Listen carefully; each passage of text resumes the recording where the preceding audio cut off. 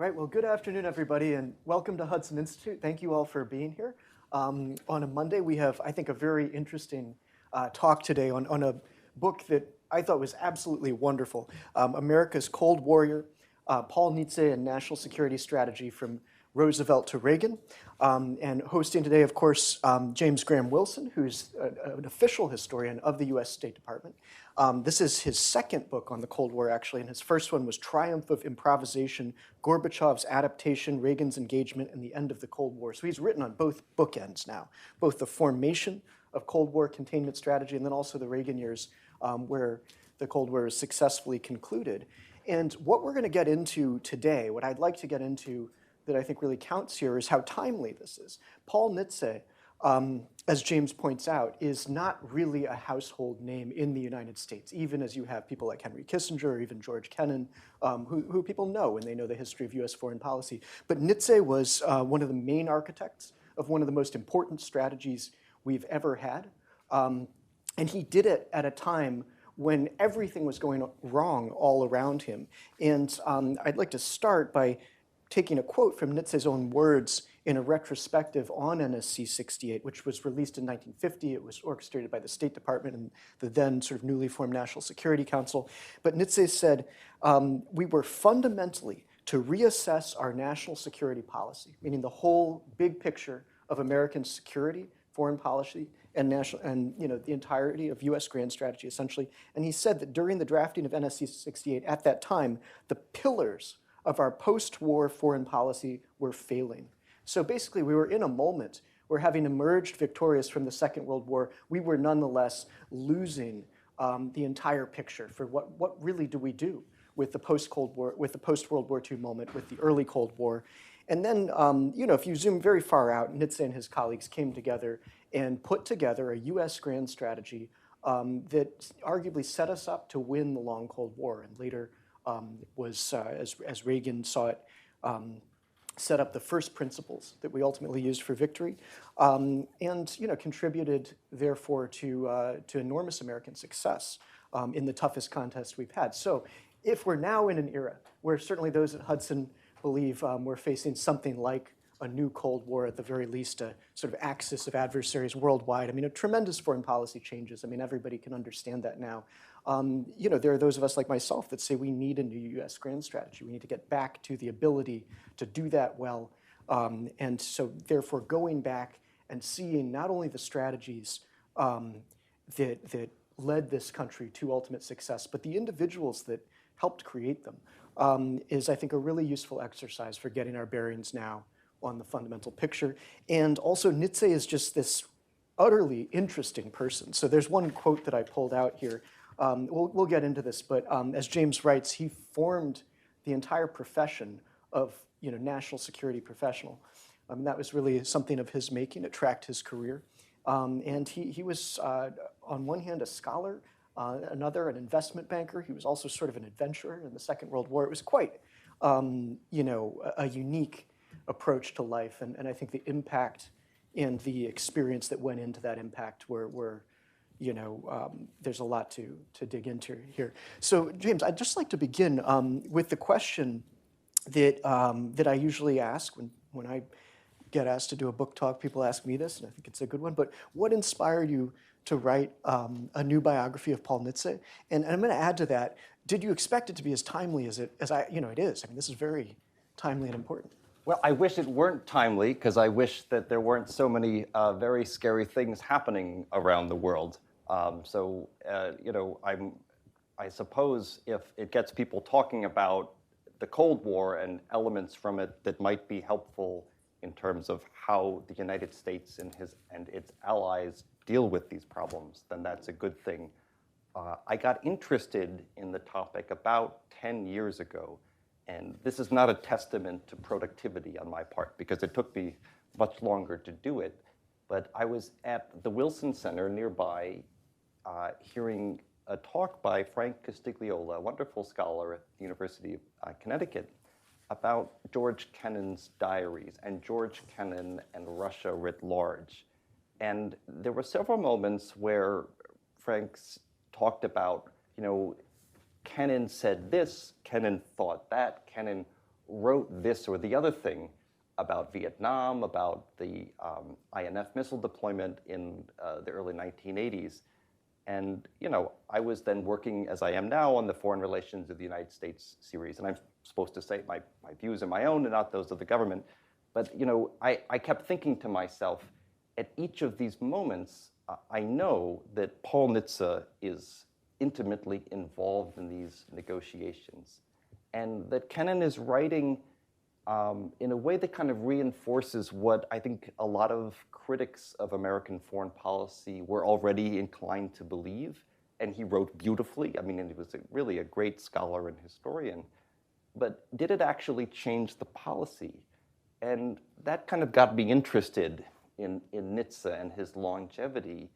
And the kind of point I make in the book is, from Roosevelt, it's in the title, from Roosevelt to Reagan, Paul Nitze commands White House attention to the most important matters of US national security and defense, namely nuclear strategy and arms negotiations.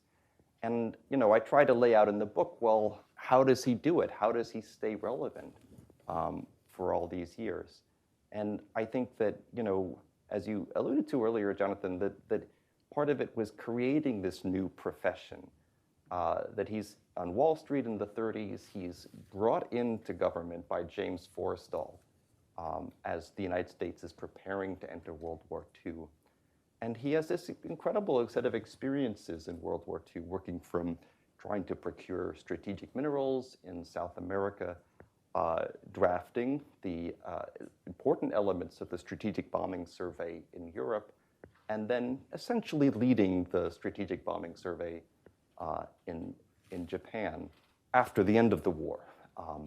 And he kind of takes from that a wider mandate, which he got from President Truman, which is basically, while you're talking to all of these generals and leaders in a defeated country, try to figure out why they attacked us in the first place.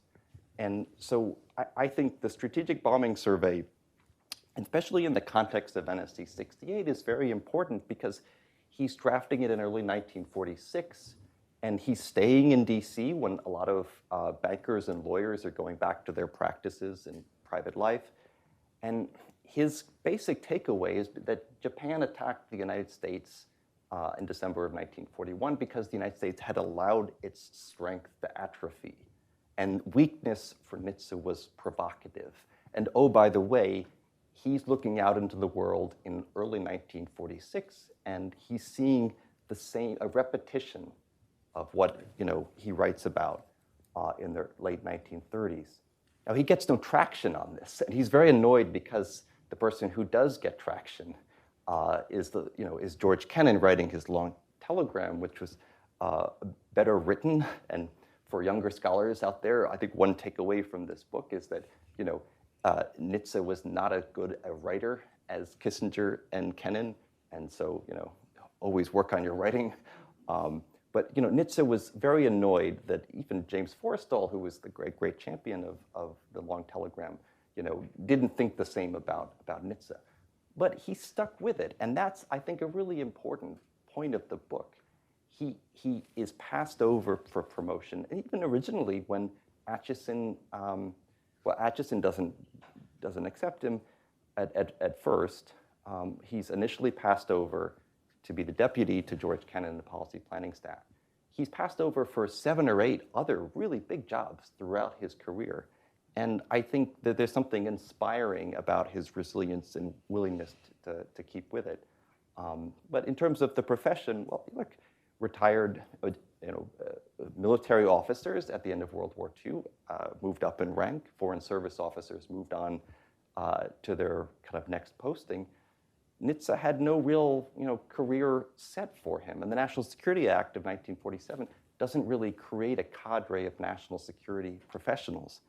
So what I say in the book is Nitze, as a generalist, somebody who's willing to learn, willing to embrace all of the things, all of the components of national security planning, that he really shows a way to thrive and succeed and stay in the game. Right, and that comes through really clearly. And I want to sort of go back and forth between Nitze's impact, and then the career that I think, as you just pointed out, I mean, the longevity of it. You wrote in the book that Kennan, at a certain period, pretty soon after the establishment of containment doctrine, was just done with foreign policy, and I think you wrote his impact ended or something of that nature, whereas Nitze kept doing this.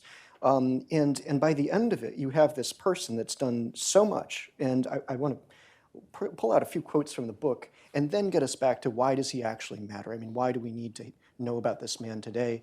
What was his real impact? How did it shape American history? But here's where he was, and I think you're right that this doesn't just happen in a short period. I mean, this is a whole life dedicated to this. You say, Nitze attended the nation's most elite academic institutions, prospered on Wall Street, devoted himself to the practice of U.S. national security from 1940 onward. He worked for the White House, Department of State, Department of Defense, the Arms Control and Disarmament Agency. He was detailed to the U.S. Air Force and Department of the Treasury and consulted for the Central Intelligence Agency and Senate Foreign Relations Committee. Even outside his service to 8 presidential administrations, Nitze remained vital in framing and influencing debates about U.S. nuclear policies. And then you also write that Nitze crafted a new type of career, national security professional. Unlike his mentors and near peers, he never returned to his pre-World War II occupation as an investment banker.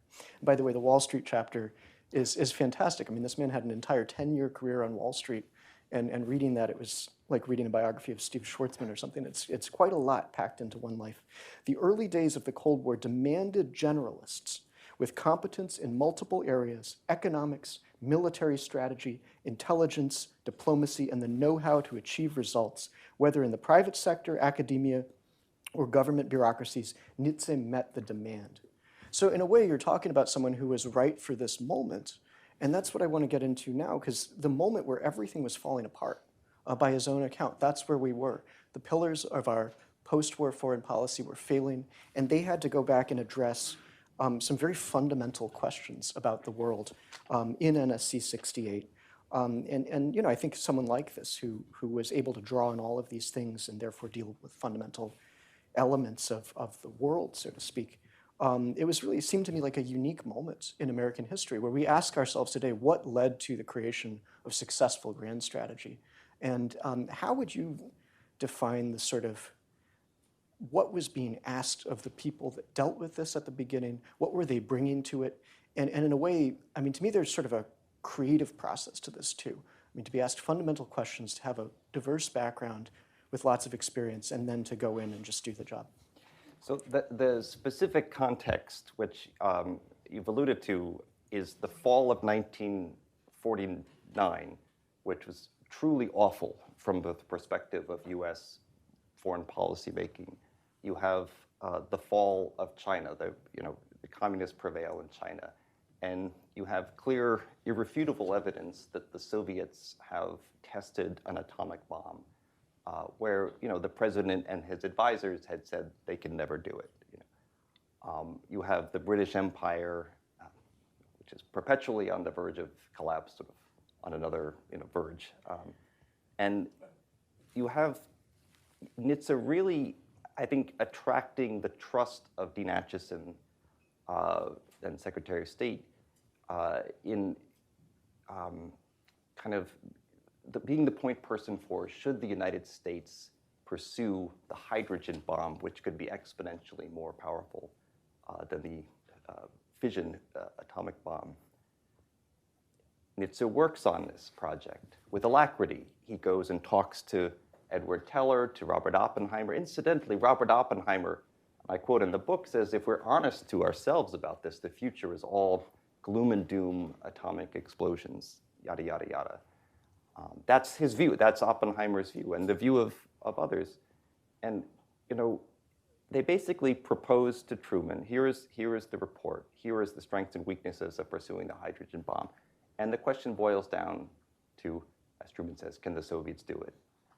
And the answer is yes. That's it. There's a kind of clarity to that moment in January of 1950 that's inspiring to Nitze and inspiring today. Then, the follow-up, Nitze appointed the head of policy planning to succeed George Kennan. And in a very short period of time, I think 7 or 8 weeks, give or take, Nitze oversees the drafting of NSC 68. Now, simple question, why is it NSC 60? Well, it's just the paper tasked by the National Security Council after NSC 67.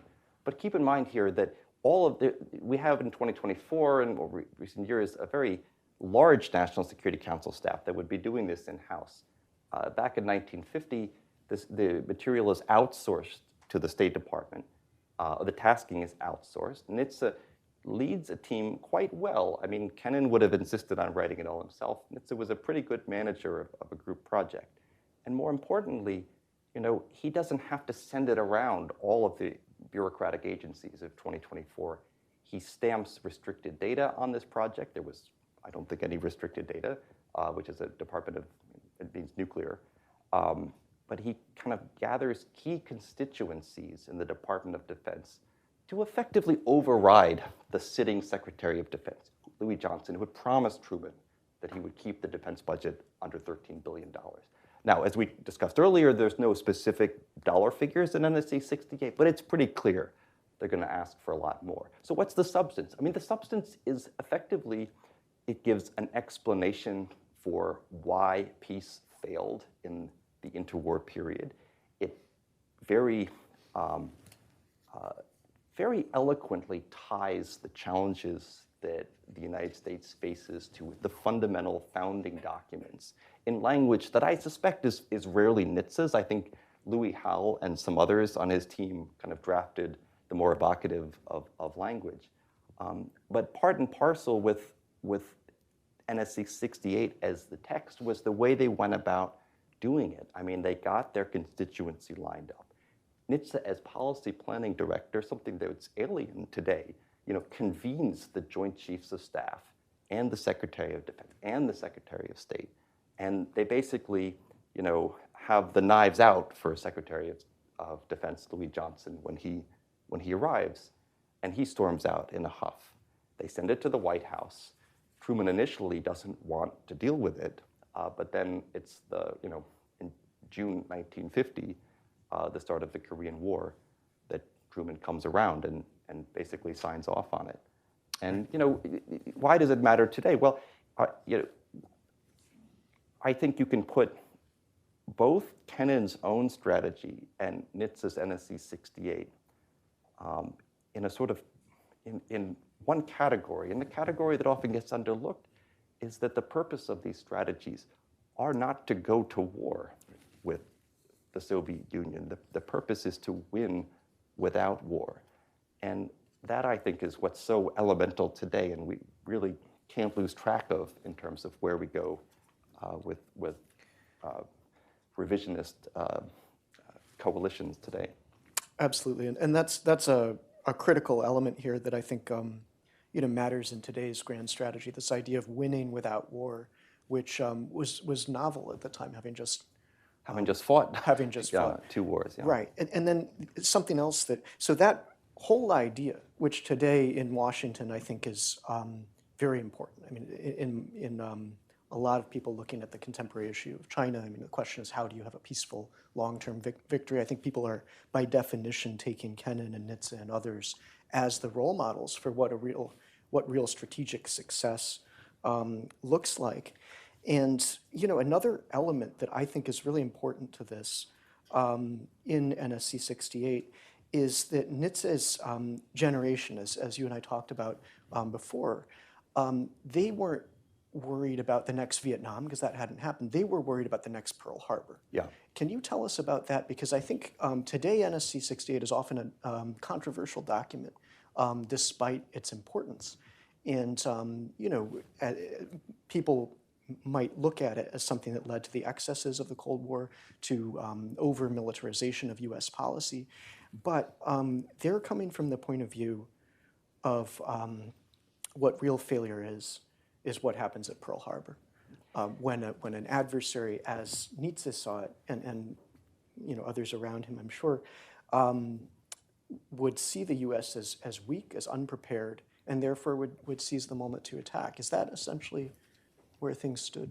I think so. If I could sort of say a word or two about the criticism, so far as I understand it, of NSC 68, And it relates, I think, to Kennan, and especially his what he did say in the midst of Vietnam, which was basically to kind of say that he, Kennan, had laid out a plan to focus on only the most important strategic regions in the world, and also in so doing to wage political containment.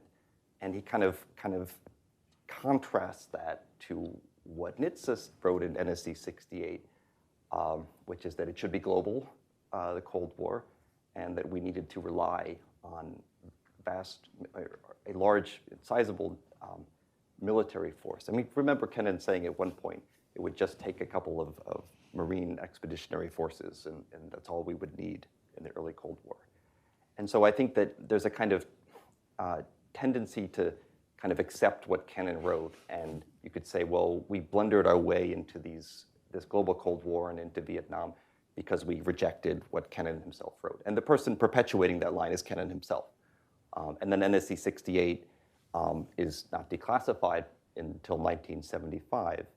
And there it still becomes a Rorschach test. You could say, well, aha, we've seen the mindset that led us into catastrophe.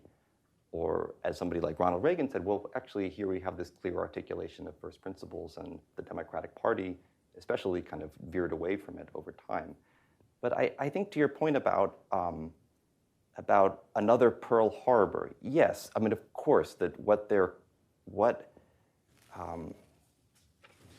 the kind of overriding metaphor of that generation, well, there's two, there's Munich and Pearl Harbor, but I mean, since they're not really negotiating with the Soviets directly in 1950, there's less concern about Munich, and it's, Pearl Harbor is the metaphor on their mind.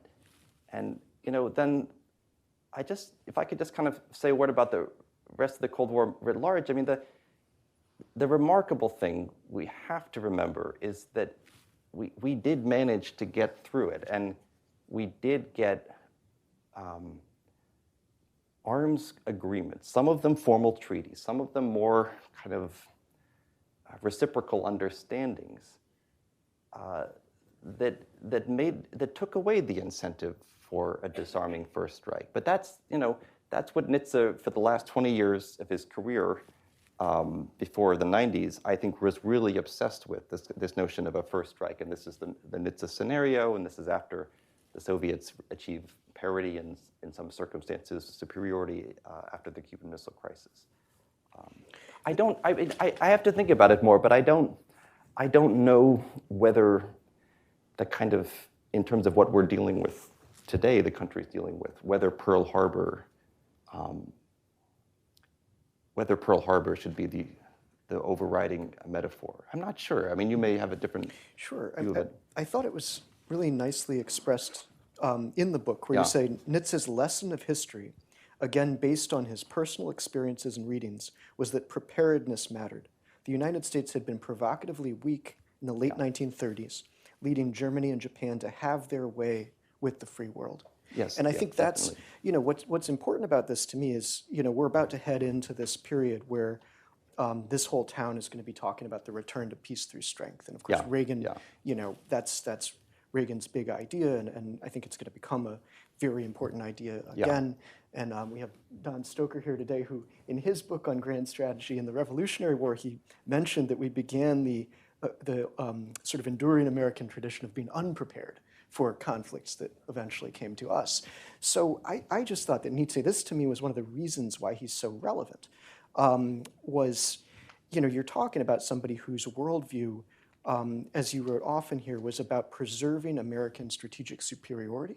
Now that basically means in the nuclear domain at that time, but the concept I think can apply very broadly, where if we're talking about the question of preparedness, the question of peace through strength, the question of strategic superiority in a time where you have aggressive adversaries, I think he becomes an even more important guide to the moment we're in today than maybe any time other than his own time. So, but that view, I think, is something that we haven't experienced in a long time. The problems of being unprepared were so real for his generation, because that's how how it happened. And I Yeah. think, and in some ways, this important work is coming just within the same decade of having to experience the outbreak of World War II and all the rest of it. So this idea of winning without war, I think, is even more powerful when you're Yeah. talking about the generation that was forced to fight that because we were unprepared. Yeah, I agree with and that. that to me is like, that's the fundamental lesson of Nitze, is like, here's somebody who arrives at this idea of essentially peace through strength because we were unprepared for something that came to him and his generation. And I think that's what we should be learning from this. And then NSC 68, you know, I want to read a quote from it, which I just thought was very interesting, just to show the scope of their thinking, which I think is, you know, strikes me as different from how people do foreign policy today. But the view of history was so sweeping. He says this, within the past 35 years, the world has experienced 2 global wars of tremendous violence. It has witnessed 2 revolutions, the Russian and the Chinese, of extreme scope and intensity. It has also seen the collapse of 5 empires, the Ottoman, the Austro-Hungarian, German, Italian, and Japanese, and the drastic decline of 2 major imperial systems, the British and the French. During the span of 1 generation, the international distribution of power has been fundamentally altered. So then when he's tasked by the President of the United States to basically, what should we do in response to all that? I mean, he's digging so deep into the historical context of where they are. And then the ask of NSC 68 in a way is so simple. It's about the increase of the US defense budget in order to get to the point where we can be prepared, head off war, you know, essentially push the Soviet, you know, expansionary possibility away. And that's in some ways successful because it lines us up for a long-term Cold War where we don't fight the Soviet Union, where that war never takes place. But, you know, bottom line, I think there's just a lot in here that makes it very relevant. And I just want to, you know, tell us in your sort of words about the legacy of this document and its importance. Well, let me, if I could follow up on one of your points there. Yes, I agree with you that in the long term, it is successful, NSC 68. I think it's important in terms of thinking about Nitze and thinking about some of your own careers and what you want to achieve, to come to grips with the fact that he did not think it was successful at the time. And he was quite irked by the Truman administration in the last 2 years of it for what he thought was not following through on a conventional buildup in Western Europe. He thought it was kind of, it had been too diverted to the Korean, to Korea and Japan. And he intended to stay on during the Eisenhower administration and was originally offered the job of Assistant Secretary for International Security Affairs, which is essentially the Undersecretary for Policy now, only to have it revoked by John Foster Dulles after a few months. And here, again, the legacy of NSC 68, I would say in the book, is you really can't divorce it from the person himself and the decision he makes to just keep sticking with it. And so then even when he doesn't get this position at the Eisenhower administration, he goes back and kind of sets up at SICE. And I try to make the point in one of the middle chapters that it's this period that's extremely important in terms of thinking about national security as a profession. Because even though he's on the outside, he still is consulted by Dulles, who didn't really like him. But there were very few people around town you could kind of talk to, you could throw ideas about, and Nitze retained the clearances. CIA kept his clearances. And so he's in this weird position of like outwardly criticizing the administration and very much setting himself up for a senior role in a next Democratic administration. But at the same time, he's still sort of part of the machinery, and Dulles is still bringing him in. And from his perspective, and occasionally there's, I think, some validity in it, he figures out that you can actually accomplish quite a lot in terms of crafting the narrative, in terms of kind of putting forward and kind of selling the idea of what is the big picture that the US should be focusing on. So I would say, in terms of NSC 68 and what a lot of you are working on today, it does matter that was a closed, classified document only available to a few, that it was difficult to pitch ideas. But now it's actually much easier because you can kind of gain a constituency. You could write an NSC 68 that gets a much more, gets a very wide distribution. I mean, the stuff of classification class of material is often irrelevant, as it was then, irrelevant to now. But to the big, you can hack away at the big pictures, and in the manner of NSC 68, from different positions around town. Is it accurate? He wanted it to be declassified so that it could be shared. Is that correct? I don't remember that, and I don't know why exactly Kissinger in 1975 declassified it. It was before it came out in the Foreign Relations to the U.S. series that I work on. It's a kind of an enduring mystery. There was certainly nothing particularly sensitive about it from my read.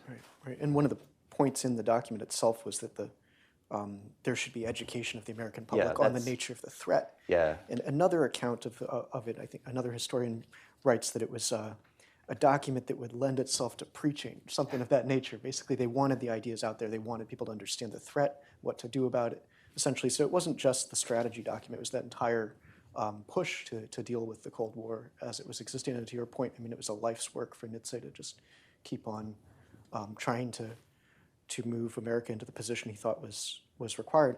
And then something else that I thought was very interesting in the book and was this idea that we'd lost strategic superiority, and that really troubled him because we'd had it really ahead of the Cuban Missile Crisis, then eventually lost it. But tell us more about what that is and what that means, to have and to lose strategic superiority, and what that meant to Nitze.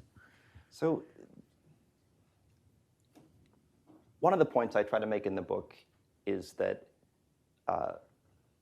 Paul Nitze takes away from the end of the Cuban Missile Crisis, the resolution of the Cuban Missile Crisis without a nuclear war. Let's call that success. I think we can agree. He takes away from that the notion that the Soviets backed down because the United States maintained nuclear and conventional superiority, both in the theater and in Europe, however fleeting that was over the following, that he foresaw over the following decade. And from his perspective, then Secretary of Defense Robert McNamara and many of the American people, I would say, have a different take on it. It's that actually, from their perspective, the two sides had gone to the brink of nuclear war. They had realized what lay, the abyss that lay beyond it, and they stepped back, and they came away thinking, well, we're never going to do this again. And Nitze was horrified at that idea. And the kind of tangible, product of it was that Robert McNamara caps the U.S. Minuteman fleet at 1,000, and most, I think, Americans just believed that, okay, mutual assured destruction means that this is so unthinkable it'll never happen. And I think that from Nitze's perspective, and quite an accurate insight, the Soviet reaction was much different. There's a really evocative quote that a Soviet diplomat says to, I think it was John McCloy, shortly after the end of the Cuban Missile Crisis, saying, well, you'll never do this to us again. And the meaning was that the Soviet Union will never allow itself to be caught in a situation where it had anything less than the same amount of nuclear capabilities as the United States. And the story of the decade that followed is the Soviet Union catching up and surpassing, in some instances, Soviet nuclear capabilities. Where it's not so clear, where it becomes interesting from a kind of, something to think about and to write about. Obviously, the consequences are deadly serious. But was Nitze correct in what he thought next in the 1970s, which was he becomes fixated on this idea that the Soviets have something called the SS-9, or which becomes the SS-18. It's a very large weapon, ICBM, much larger than anything the U.S. had. The only purpose, from Nitze's perspective, could be to take out U.S. Minuteman land-based systems. Now, if they did that, they could then kind of give an ultimatum to the U.S. leader, we'll spare your cities so long as you don't attack back.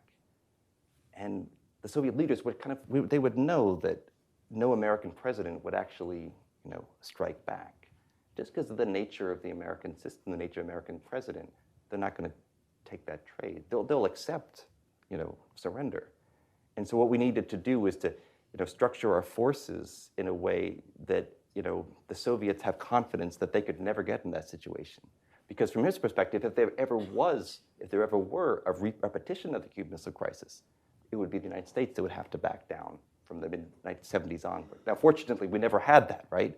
We never had another repetition of the Cuban Missile Crisis. But that's something I think we need to think about going forward in the 2020s and beyond. That there's really only one, from my perspective, and this is, some others may disagree, but I mean, there's only one nuclear crisis, which is Berlin and Cuba, and I try to spell that out here. Right, right. Well, I want to get to audience questions in just a couple minutes, so I'm going to ask two more questions here. I mean, one, just let's talk about Nitze and Kennan. I mean, on one hand, they were very collaborative. I mean, when Kennan was first director of policy planning at the State Department, he asked for Nitze to be his deputy. Is that right? And then Nitze was passed over for that. And Nitze writes very respectfully about him in his later on recountings of the drafting of NSC 68 and all of that. But what was their, I mean, what did they accomplish together? How were they different? I mean, in some ways they're so fundamentally different, with Kennan's real accomplishments being the language, the experience overseas, rather than the sort of hallmarks of a national security professional in Washington. I imagine that was, very useful to have the two of them together in this formative moment in strategy. They, I think an evocative way of understanding the differences between these two men. Well, first of all, the fact that Kennan kept a dream diary. I mean, who keeps a dream diary? Some people do, I guess, but not Paul Nitze. But this notion of, does it matter or does it not matter that you know Russia? I mean, Kennan knew Russian, obviously. He knew, he had spent a lot of time with the Russian people. He loved Russian literature. And from Nitze's standpoint, he visits Russia in the 1950s. He stays with Ambassador Bolin and his family. And, he takes away two things. One, this place is a dump. And secondly, he sees these kind of entryways to closed metro stations. And he asks around, and somebody says, well, that's for the senior leaders. And he takes from that kind of, well, I have learned all I need to know about Russia. One, it's a dump under the Soviet Union. I'm not saying I endorse this, but and secondly, that the Soviet leaders are prepared to evacuate in the event of a nuclear war. And so you can say, well, that's on the one hand, and Kennan on the other hand is I will write a 500-page book about Russian history.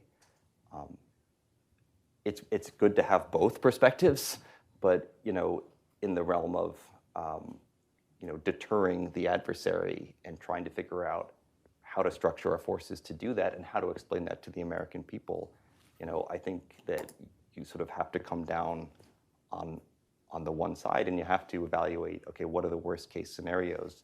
And even if you lay out what are the worst case scenarios, and the worst case scenarios don't come to pass, that doesn't necessarily negate, the process, and the conclusions you came to.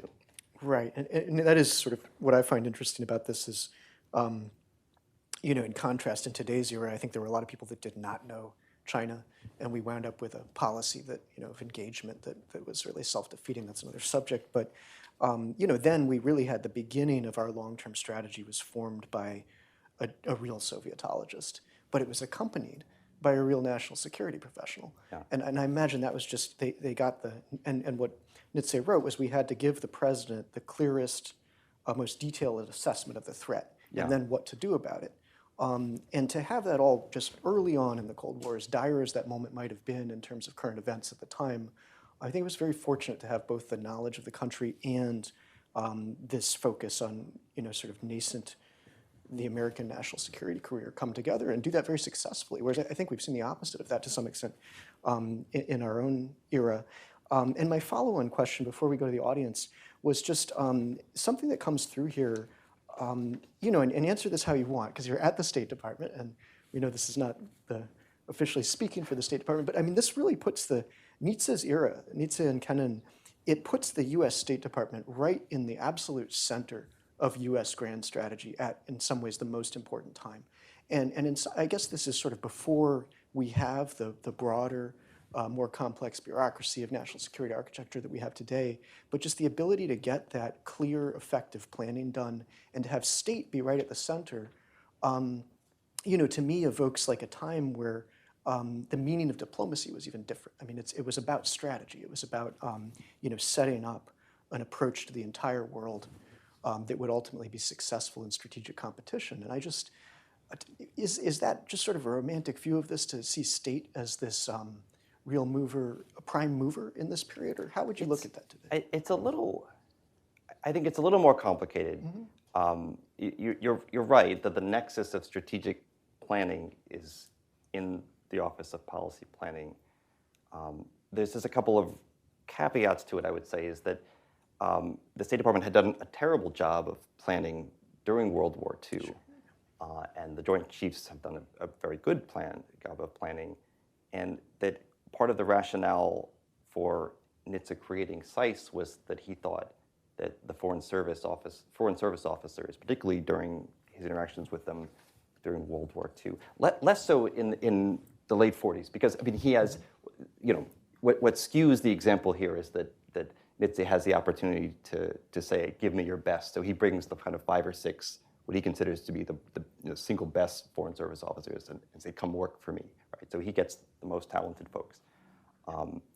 But writ large, he firmly believed that the way the State Department was training its officers in the 1940s did not prepare them for the challenges of the world they went out to. And the original plan for SICE that kind of got lost over time for understandable reasons was that private industries, your General Electric, IBM, would send to SICE to be trained their kind of best incoming employees. SICE would train them in sort of how to be private sector diplomats to the world in a way that Nitze himself had done a little bit in the 1930s. But then the hang-up was that nobody wanted to send their best employees, for a year or two to study. They wanted to send them out, to the Middle East or wherever immediately. So to your question, it's kind of a mixed. It's kind of a mixed bag about the State Department then and Nitze's view on it. I mean, now you have effectively a strategic planning cell within the National Security Council staff for the last 20 years, and they do similar work to the lamentation of policy planning at the State Department. But I think the broader kind of point I would make here is that it's still, you have to kind of satisfy 300 or 400 different constituencies to get out a national security strategy. And for Nitze, it just came down to about 10 people that he had to get on board. And so, inevitably, with so many cooks in the room, it's going to be very difficult to kind of preserve something that's really powerful when you're down to arguing over every split infinitive or whatever. Right, no, fair enough. Well, in any case, let's go to audience questions. So raise your hand if you got one in the front row. And please tell us who you are and what your affiliation is. Hi, Bruce Guthrie, retired. Back in, when 9/11 happened, we talked about people bringing nuclear bombs into cities here and blowing them up. In Nitze's time, they talked about the Army having bazookas, which could fire tactical nuclear weapons, PT boats that could shoot torpedoes and stuff. When his strategy seemed to be global nuclear war, did he have any sort of plan against third nation people doing things, these terrorist attacks with nuclear weapons? The simple answer is no. Another answer is that he very much frowned upon U.S. tactical nuclear weapons. He thought they were pointless because there would be no way to kind of control the escalation. The third thing I would say, I think to this point, is that he makes a decision in the mid-1960s to focus almost exclusively on the kind of the vertical aspect of the nuclear arms race, which is U.S. and Soviet Union. This was long before China became, sort of whatever. But there were others in the field who focused almost exclusively on the horizontal, that is the non-proliferation side of it, that other nations and the nth nation would achieve nuclear weapons.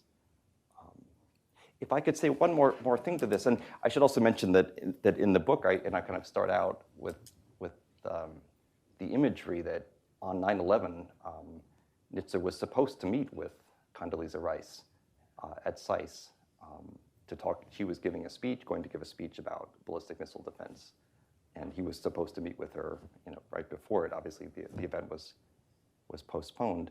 But I think that there's a convergence that happens between the horizontal and the nuclear. And I remember certainly at the years after 9/11, the concern about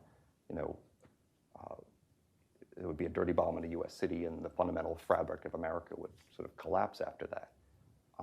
But I think the one thing we have to keep in mind is that the Soviet nuclear arsenal is ultimately the 30,000 nuclear weapons in 1991, 92, that they don't get loose. And we worry about nuclear weapons now because of the AQ-CON network, and we worry about nuclear proliferation. But it's, to your point, it's an example of something where we should kind of look back on it and say, well, there actually were palpable and understandable fears, and it's been actually a great success of US policymaking and success with its partners, that we don't really think about that so much. Other questions? Let's see.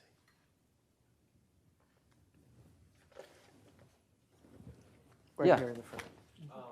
Here, wait for we got a mic for you. Just tell us your name and affiliation. Greg Brown, and then entrepreneur. I wanted to know about Nitze's experience as a businessman and as an investment banker. Where did that lend to his policy, and then what he brought to the world of defense? How did that translate for him? Yeah, thank you for asking. I think this is a really important question. So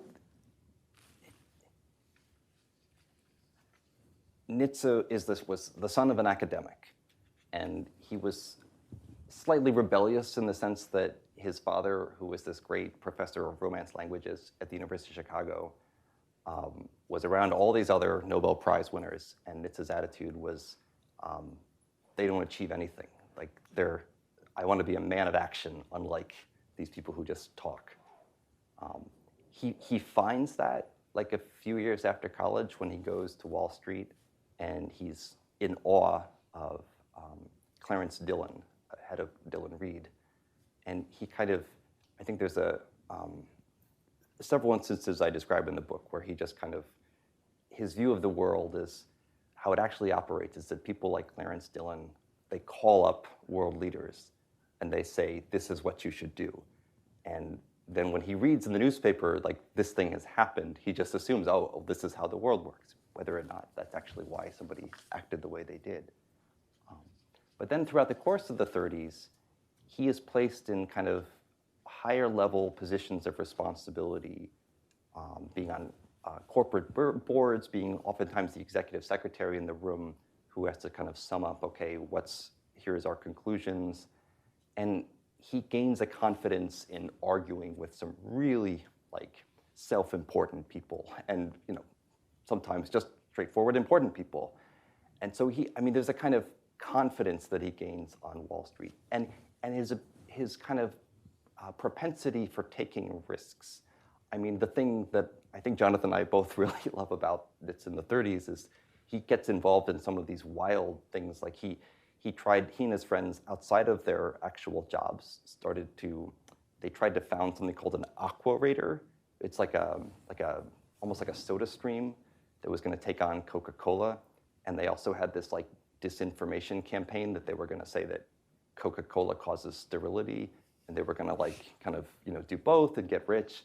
And the whole thing failed spectacularly, but he did a couple of those things, and one of them was like a French vitamin company that he invested in like on the side, and then it ultimately got acquired by Revlon. He made gobs of money for it. So then how does that affect him as a policymaker? Well, he has no military background.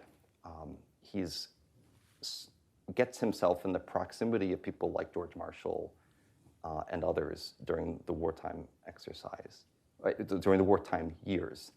And he's sort of, by the end of 43 and 44, in the room arguing with US generals about the nature of US military strategy.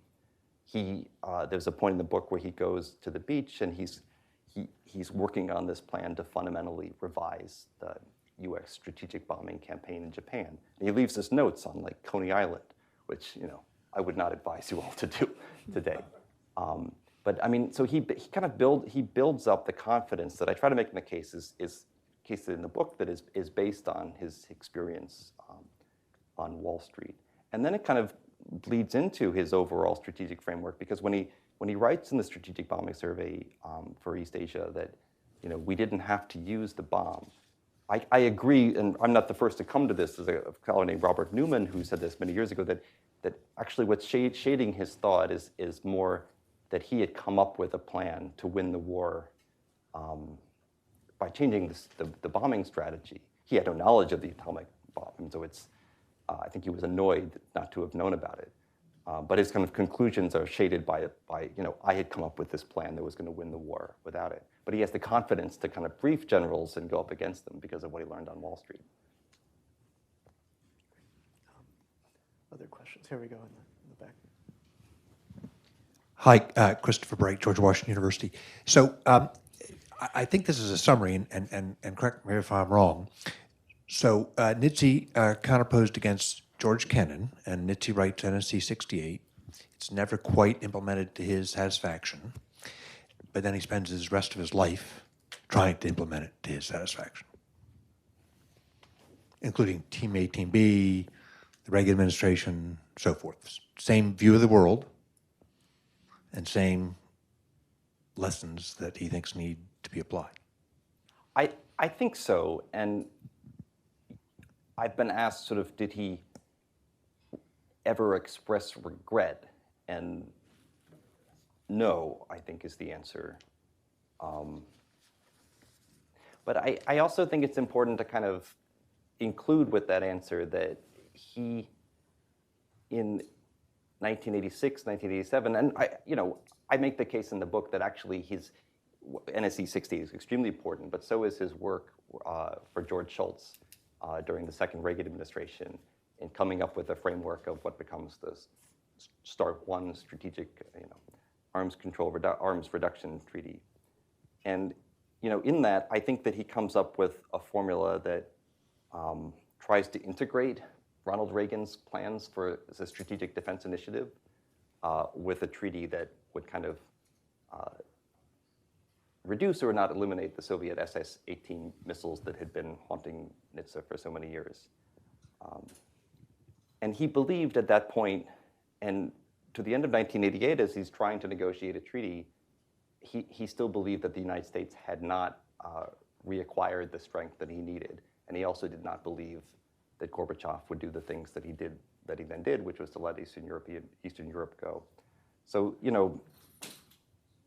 I would say that one lesson to draw, especially as you all work on current and future policies, is that rarely will there be a moment of satisfaction that you can walk away saying, aha, I did it, like I've achieved it. You have to kind of acclimate yourself to the broader stream of a sense of tragedy and failure that other U.S. policymakers that we now look back on as having orchestrated successful institutions. They themselves, went to their later years, not fully confident. Before we take one more, I just want to ask you about that. I mean, something that really comes through in the book is that, as our guest just summarized, the fact that he dedicates his entire life to this, as you point out very clearly, he never leaves Washington. I mean, many people did, but he just stays in it, all sorts of variations, winds up doing what almost looks like the full Jack Ryan. He's part of every single thing, and that's just wonderfully admirable. But like many figures, didn't necessarily see it as successful. Also didn't, as you point out in the book, didn't anticipate the end to the Cold War in 1989 to Yeah. 91, just didn't see that coming. But he stays involved in critical security issues up until the end of his life.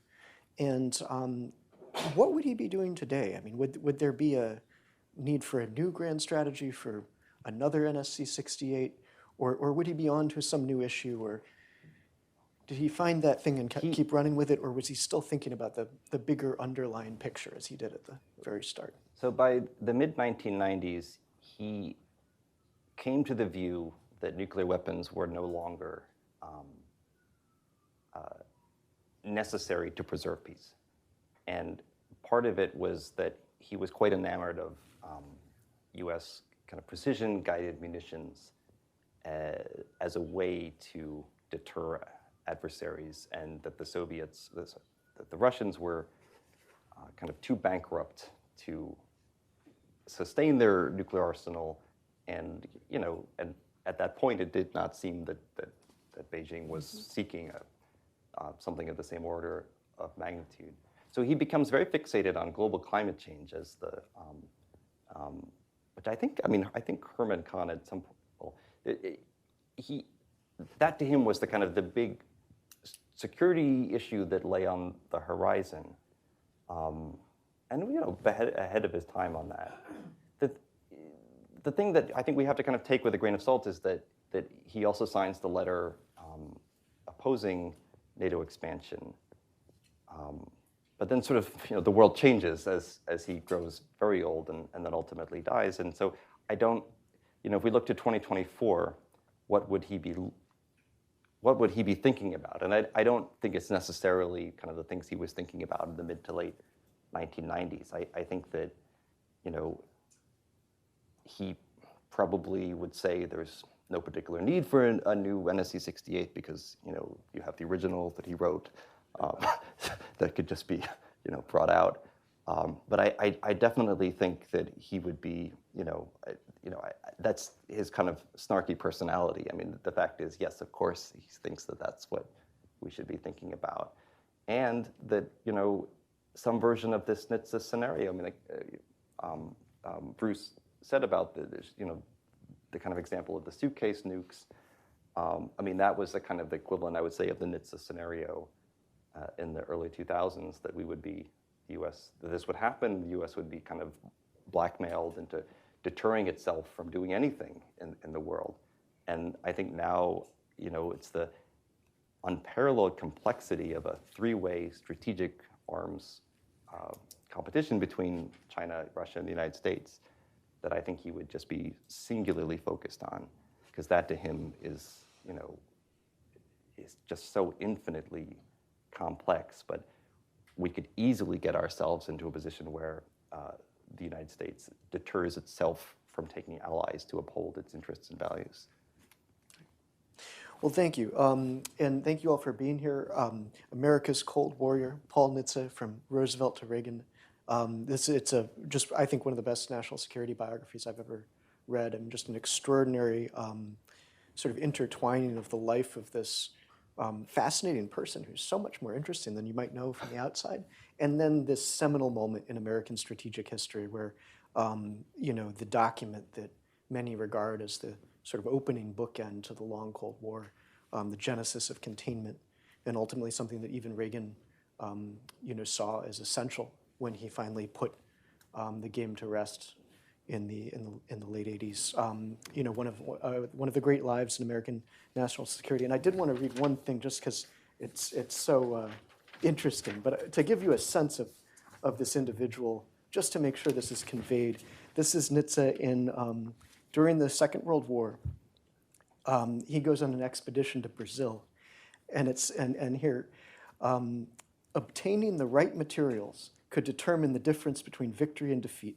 At the Battle of Kesselring Pass in February 1943, German forces led by Erwin Rommel intercepted Allied radio communications which relied on only two frequencies because of the scarcity of quartz-based oscillator plates.